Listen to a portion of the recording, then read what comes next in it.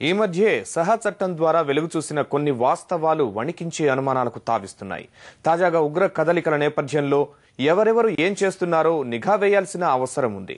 Visa గడువు ముగిసినా ఏళ్లకేళ్లుగా దేశంలో తిష్టవేసిన పాక్ జాతీయుల వివరాలపై తక్షణం దృష్టి పెట్టాల్సి ఉంది. కొత్త అనుమానాలకు తావిస్తున్న వివరాలు ఇవే.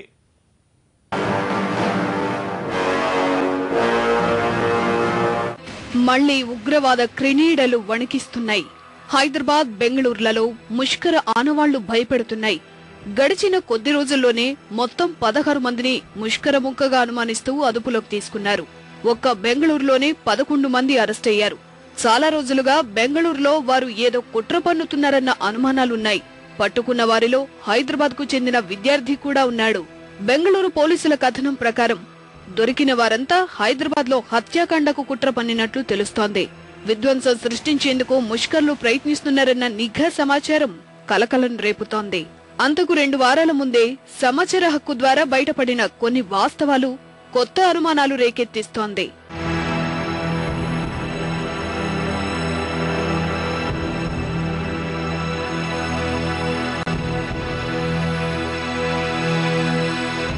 దేశంలో అత్యంత కీలకమైన ప్రాంతాల్లో ఒకటైన నాగ్పూర్ ఉగ్రవాద మూకలకు ఆవాసంగా మారుతోందా? సమాచార హక్కు ద్వారా వెలుగు చూసిన విషయాలు ఈ అనుమానాలే రేపుతున్నాయి. నాగ్పూర్లో అనుమతి లేకుండా నివసిస్తున్న పాకిస్తానీయుల సంఖ్య 2000. వారందరి వీసా గడువు 1995 నాటికే పూర్తయింది. అంటే 17 ఏళ్లుగా వారంతా నిబంధనలకు విరుద్ధంగా భారత్లో నివసిస్తున్నారు. ఆగస్టు 21న సహత్ చట్టం ద్వారా వెలువడిన ఈ సమాచారాన్ని ఎవరూ అంతగా పట్టించుకోలేదు. కానీ గడిచిన వారం రోజుల్లో ఉగ్రవాదులుగా అనుమానిస్తున్న 11 మందిని ఒకేసారి అదుపులోకి తీసుకున్న నేపథ్యంలో ఈ విషయంపై తీవ్రంగా ఆలోచించాల్సిన అవసరం ఏర్పడింది. 1980 నుంచి 1995 వరకు నాగ్పూర్ వచ్చిన పాకిస్తానీయుల సంఖ్య చెప్పాలని కోరుతూ ఓ స్వచ్ఛంద సంస్థ సహత్ దరఖాస్తు సంధించింది. అందిన సమాచారం ప్రకారం అప్పట్లో 9705 మంది పాకిస్తానీయులు నాగ్పూర్ ని సందర్శించేందుకు విజిటింగ్ వీసాలు పొందారు.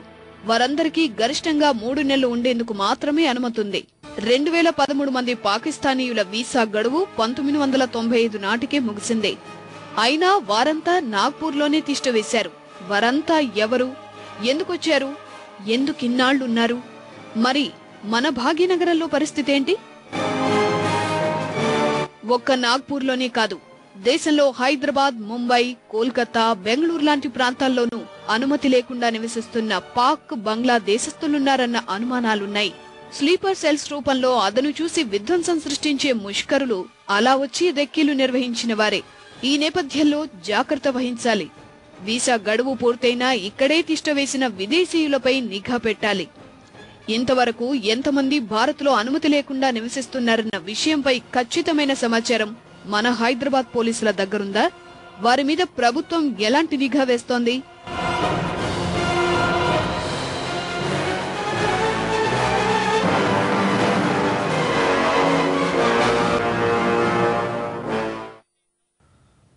ఓ పట్టణంలో ఈ కాలంలో ఎన్ని బహుళ అంతస్తుల భవనాలుండొచ్చు? పైగా అనకాపల్లి లాంటి వాణిజ్య కేంద్రంలో ఎన్ని వ్యాపార సముదాయాలు ఉండొచ్చు? ఈ ప్రశ్నలతోనే సమాచార హక్కుతో దరఖాస్తు సంధించారు. అందిన సమాచారంలో లెక్కలు చూస్తే నవ్వొస్తుంది. అనకాపల్లిలో ఉన్న బహుళ అంతస్తులు 12 విశాఖ జిల్లాలోని అనకాపల్లి బెల్లం వ్యాపారానికి ప్రసిద్ధి. పట్టణంలో చాలా బహుళ అంతస్తులు వాణిజ్య సముదాయాలు ఉన్నాయి.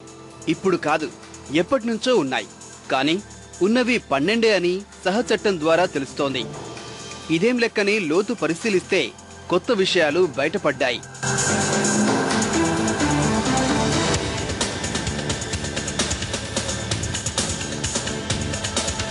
పట్టణంలో ఒక్క పూడిమడక రహదారిలోనే 8 బహుళ అంతస్తులు ఉన్నాయి.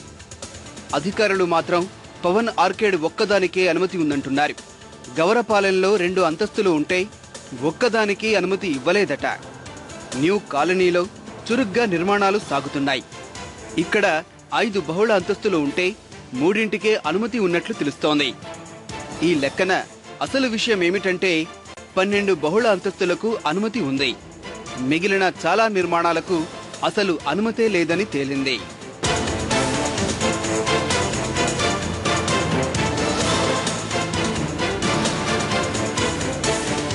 అపార్ట్మెంటు నిర్మించాలంటే కనీసం 30 అడుగుల రహదారి ఉండాలి. చాలా వాటికి కనీసం 15 అడుగుల దారి కూడా లేదు. అయితే 250 గజాల్లోనే అపార్ట్మెంట్లు నిర్మించేస్తున్నారు.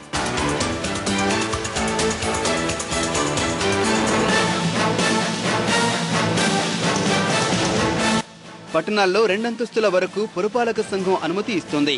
అంతకు మించితే వాణిజ్య సముదాయం కింద లెక్క. దానికి ఉడా అనుమతి పొందాల్సి ఉంటుంది. అనుమతి 2 అంతస్తులకే తీసుకున్న 5-6 అంతస్తులు నిర్మించేస్తున్నారు.